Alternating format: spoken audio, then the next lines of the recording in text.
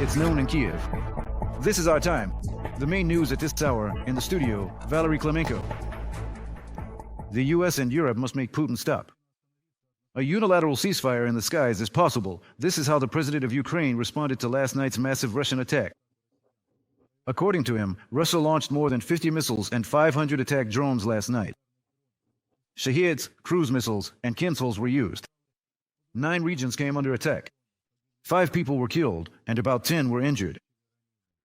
Rescue operations are ongoing. Emergency services are working at the sites. Today, Russia once again struck our infrastructure. Everything that ensures a normal life for people is under attack. We need more protection. It is necessary to accelerate the implementation of all defense agreements, especially regarding air defense, to render this aerial terror meaningless. A unilateral ceasefire in the skies is possible. That is exactly what could open the way to real diplomacy. America and Europe must act to force Putin to stop. Volodymyr Zelenskyy, President of Ukraine, on Telegram. A family of 4 fell victim to a Russian strike on Lviv last night. Russia attacked the city with missiles and strike drones. The targets were infrastructure facilities and residential buildings. Fires broke out in certain areas of the city, and some places are without electricity. We have our correspondent in Lviv, Yulia BYL, live with us. Welcome. What is known at this moment? Starting at 3 in the morning, an air raid alert was declared in the city, which lasted almost 6 hours. Throughout this time, numerous explosions were heard in different parts of the city. The city was attacked by drones as well as cruise missiles. Because of the massive strike, public transportation did not run its routes in the morning. However, service has now resumed. Part of Lviv remains without electricity. Thick smoke has risen over the city. Residents are being asked to keep their windows closed and not to go outside unless absolutely necessary. There are currently no confirmed reports of hazardous emissions. It is also known that in many homes, windows and doors were blown out. It is also reported that several residential houses outside the city have been destroyed. According to preliminary information, an entire family of 4 has died. Among them is an underage girl, reportedly 16 years old. Another family member and 2 residents of neighboring houses have been hospitalized. 3 other victims received assistance at the scene. We spoke with the residents. Let's listen to what they had to say. The night was truly very restless. They barely slept at all. And there was a lot to hear. I don't even know what to call it. Explosions, gunfire, air defense systems at work. Our forces were targeting all those drones and missiles that were flying because they said it was a combined attack. In my own house, the entire roof, all the slate, is destroyed. There's nothing to patch up. I'll have to replace it completely. Plus, the windows and glass are shattered. We'll keep inspecting further. Locally, as a result of Russian shelling, a school and a kindergarten were damaged. More than 7 businesses were affected, including an industrial park where the fire is still being put out. We are staying on site and will continue to monitor the situation. That's all from me. Thank you. Khalid. We were joined by our correspondent Yulia BYL, who reported on the situation in the city of Lviv after the massive Russian attack. Ivano-Frankivsk region was also hit last night, with critical infrastructure facilities targeted. This was reported by the Regional Military Administration. According to preliminary data, there were no casualties, but a residential building was damaged in one of the communities. There was also a casualty in Zaporizhzhia, where Russian drones and guided aerial bombs attacked residential neighborhoods, damaging apartment buildings and private homes, burning cars, and injuring 10 people. More than 73,000 subscribers were left without electricity. Energy workers plan to complete all restoration work by the end of the day. More than 290 subscribers also lost gas supply due to the attack. You know, I was sleeping, I fell asleep, then I woke up and everything shook. But I pulled myself together.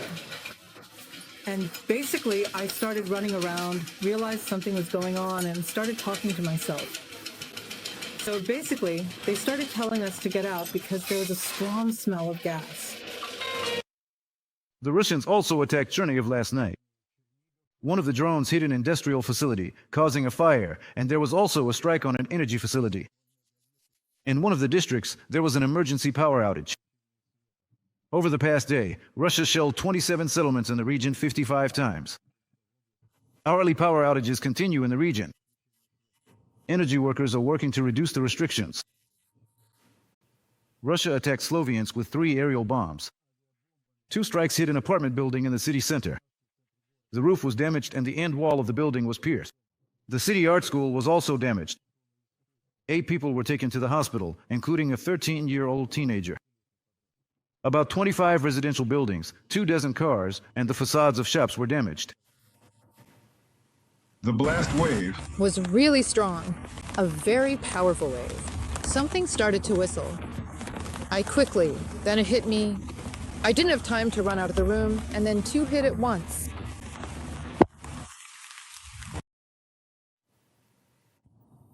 Zaporizhzhia will change routes to frontline cities due to the threat of Russian shelling. This was reported by the head of the company's board, Oleksandr Peretsovsky. According to him, some routes will become combined, with trains being replaced by buses on certain sections. This is necessary to reduce risks for passengers and staff, but rail connections with frontline communities will be maintained. Passengers are asked to carefully follow announcements and obey the instructions of train crews and station staff, as routes may change even while en route. Zaporizhzhia is doing everything possible to ensure safety. We are restructuring in a certain way. I won't go into detail about this, but we are adjusting our routes. We are making them combined to reduce security risks. We ask all passengers to listen to the instructions of train crews and station staff. Some sections will be covered by buses, and routes will be changed. Oleksandr Perstovsky, chairman of the board of Zaporizhzhia, speaking live on the United News telephone. Estonia has exhausted its capabilities to counter Russia's shadow fleet. Now broader international action is required. This was reported by the Estonian National Broadcasting Portal. According to Estonian intelligence, 60% of tankers from Russia's shadow fleet pass through the Baltic Sea. Tough measures are needed against the aggressor country, and as soon as possible, says the head of the office of the President of Ukraine, Andriy Yermak. Andriy Dmitrenko will tell you more about this. The European Union is preparing legal grounds to stop tankers from Russia's shadow fleet in the Baltic Sea, reported the head of the office of the President of Ukraine, Andriy Yermak. Brussels also plans to expand the list of sanctioned vessels.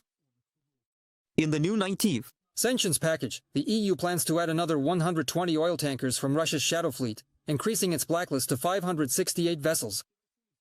Some of them no longer formally enter EU ports, but continue to use the Baltic Sea for transportation. The use of international law mechanisms and the willingness of NATO countries to enforce them is a key signal to the Kremlin. Its attempts to circumvent sanctions are not working. It is necessary to restrict Russia's capabilities more quickly. Moscow is already waging a hybrid war against Europe, and in this situation, speed plays a crucial role. Andriy Yermak, head of the office of the President of Ukraine, on Telegram. At the end of September, France detained one of the ships of the Russian shadow fleet. The French military inspected the tanker Varaki near the island of Ushant off the coast of Brittany due to discrepancies in its registration data. The captain was served a court summons and accused of violating official orders from the French authorities during the inspection at sea, but the vessel was released. Previously, the same tanker, but under the name Kevala, had already been detained in Estonia. Brussels and London imposed sanctions against this vessel, the EU in October 2024, and the United Kingdom in February 2025. Experts believe that, to truly combat the aggressor country's shadow fleet, European countries need to take more decisive action. Public organizations and experts have long been saying that changes need to be made and adopted in EU legislation and even in international maritime law, so that ships without proper insurance or a flag are addressed. They should be completely and utterly outlawed. Break time equals 0.5s/, and any sovereign country should have the absolute right not only to detain, arrest, and confiscate them, but also to send them directly for scrap and destruction. Pressure from Kiev's partners is helping to disrupt the supply chains of Russian oil. Starting November 1st, one of China's largest ports, Qingdao, will restrict the entry of old ships as well as tankers with expired or recently changed registrations. The Chinese authorities made this decision after the U.S. imposed restrictions in August 2025 against one of China's oil operators. I'm not so sure that China will give up Russian oil because of these reasons. Yes, there will be certain restrictions. China doesn't really want to get into a sharp conflict with the Trump administration, so they will take some protective measures. But again, I think Russia will try to get around these barriers, and at this point, I don't see any real reason for optimism that Russian oil supplies to China will sharply decrease. The Group of 7 countries have agreed to increase pressure on Russia's oil industry, according to a joint statement by the Group of 7 finance ministers. The Group of 7 is preparing local economic measures to reduce Moscow's revenues. According to analysts, this could include new restrictions on the Russian shadow fleet. Andrei Dmitrienko for Frida TV. Subscribe to UATV English and stay updated on the most important events, top news from Ukraine and all over the world, in-depth analysis, exclusive reports and interviews, all on hand in our channel. Join our community of viewers and stay tuned.